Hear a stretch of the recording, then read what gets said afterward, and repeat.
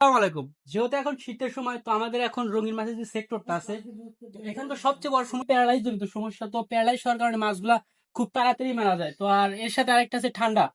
তো আপনি এখান থেকে বাঁচার উপায় কি? আপনার মোট ৪ টা উপায় ফলো করলে আপনি মাছগুলোকে খুব সহজেই বাঁচাতে পারবেন। তো প্রথমটা হচ্ছে দিন এবং রাতের টেম্পারেচারটা ঠিক রাখার চেষ্টা করবেন। তো তার জন্য আমরা চেষ্টা করছি যে উপরে কিছু দিয়ে যাতে একটা ছাদের মতো করে দেওয়ার। আপনি এখানে চাইলে পলি ব্যাগ দিয়ে আটকে দিতে পারেন, যাতে দিনের যে টেম্পারেচারটা থাকে এবং রাতের টেম্পারেচারটা প্রায় সেম হয়। আর দ্বিতীয় যে টিপসটা আছে, মানে এটা হচ্ছে আপনার যে অ্যাকুরিয়ামটা আছে, এখানে আপনি সবসময় চেষ্টা করবেন যাতে পর্যাপ্ত পরিমাণে অক্সিজেন প্রবাহটা ঠিক রাখা যায়। তো তার জন্য আপনি যে বাসায় ইয়ার পাম্প গুলো আছে, মানে আপনি এই ধরনের ইয়ার পাম্প গুলো ইউজ করবেন, যেগুলোতে আপনার পর্যাপ্ত পরিমাণ অক্সিজেন সাপ্লাই দিতে পারে। তো এটা মেনটেন্স করলে অনেক ক্ষেত্রে মাছ থেকে বাঁচানো সম্ভব হয়।